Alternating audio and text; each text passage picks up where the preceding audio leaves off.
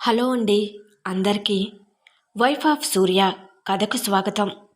సూర్య నుండి వచ్చిన మెసేజ్ చందుని కలవరపెట్టినా నవీన్ సలహా మేరకు ఆమె వెంటనే లాయర్ అనుపమను కలుస్తుంది. సూర్య పంపిన మెసేజ్ స్క్రీన్ షాట్ను లాయర్కు చూపిస్తుంది. ఆ మెసేజ్ను చూసిన లాయర్ అనుపమ దానిలోని తీవ్రతను అర్థం చేసుకుంటుంది. ఆమె ముఖం సీరియస్గా మారుతుంది. లాయర్ అనుపమ గంభీరంగా, చంద్రిక గారు, ఇది ఊహించిందే. సూర్య మీపై ఒత్తిడి పెంచడానికి ఇలాంటి బెదిరింపులకే పాల్పడతాడు. ముఖ్యంగా పిల్లలను అడ్డు పెట్టుకోవటం అతని దిగజారుడు స్వభావాన్ని, క్రూరత్వాన్ని చూపిస్తుంది.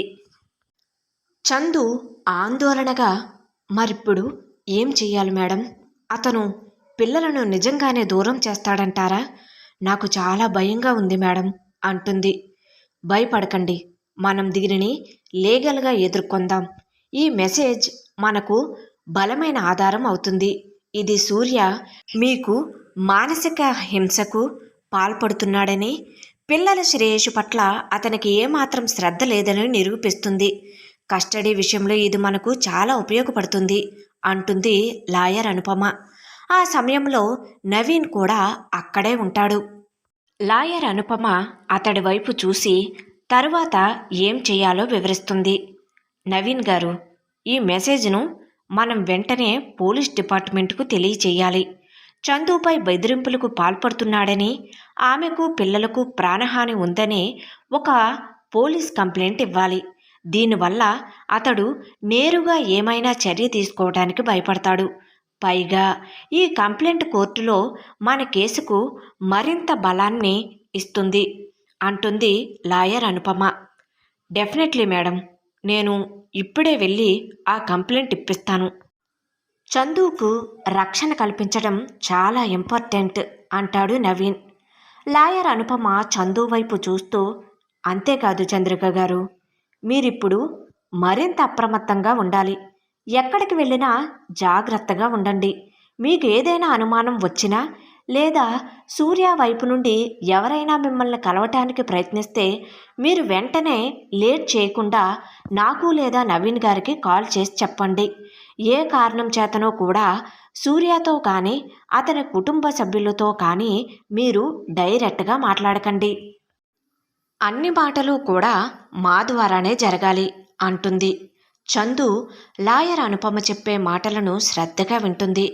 ఆమెలో భయం ఉన్నా తన పోరాటానికి ఒక స్పష్టమైన దిశ లభించిందని ఊరట చెందుతుంది. సరే మేడం, మీరు చెప్పినట్లే చేస్తాను. నా పిల్లల కోసం నేను దేనికైనా రెడీ మేడం అంటుంది చందు. ఓకే చంద్రిక గారు, మీరు అదే కాన్ఫిడెంట్తో ఉండండి. మనం న్యాయం గెలిచే వరకు పోరాడదాం. నేను విడాకుల పిటిషన్ను కూడా రెడీ చేస్తున్నాను. దానిని త్వరలోనే కోర్టులో దాఖలు చేద్దాం. మన దగ్గర బలమైన ఆధారాలు ఉన్నాయి అంటుంది లాయర్ అనుపమ. నవీన్ చందుకి ధైర్యం చెబుతాడు. ఆ మెసేజ్ వలన వచ్చిన భయం తగ్గినా సూర్యతో పోరాటం ఇంకా ముగియలేదని చందుకు అర్థమవుతుంది. తన ముందు ఒక పెద్ద యుద్ధమే ఉందని, దానికి తాను పూర్తిగా సిద్ధంగా ఉండాలని చందు తన మనసులో అనుకుంటుంది. సూర్య నుండి వచ్చిన బెదిరింపు మెసేజ్ తర్వాత లాయర్ అనుపమ ఇచ్చిన సలహా మేరకు నవీన్ వెంటనే పోలీస్ స్టేషన్లో కంప్లైంట్ చేయడానికి సిద్ధమవుతాడు. చందుతో కలిసి పోలీస్ స్టేషన్కు వెళ్తాడు. చందు ముఖంలో భయం ఇంకా ఉన్నా తన పిల్లల భవిష్యత్తు కోసం ఈ అడుగు తప్పదని ఆమెకు తెలుసు.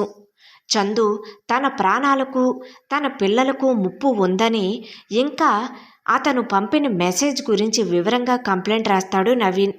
చందు కంప్లైంట్ పేపర్పై వణుకుతున్న చేతులతో సంతకం చేస్తుంది. ఈ కంప్లైంట్ సూర్యకు ఒక బలమైన సందేశాన్ని పంపుతుందని ఆమె నమ్ముతుంది. నవీన్ చందుకు ధైర్యాన్ని చెబుతాడు. భయపడకు చందు, నువ్వు సరైన పనినే చేస్తున్నావు. మేము నీకు అండగా ఉంటాము. నీ ఫ్యూచర్, నీ పిల్లల ఫ్యూచర్ ఇప్పుడు మన చేతుల్లోనే ఉంది అంటాడు. సరే అని చెప్పి దీనంగా తల ఊపుతుంది చందు. సరే నవీన్, ఇక నేను వెళ్తాను. అని చెప్పి చందు బయలుదేరుతుంది. ఆమె బయటకు వస్తున్నప్పుడు చందు కొంచెం ఊపిరి పీల్చుకుంటుంది.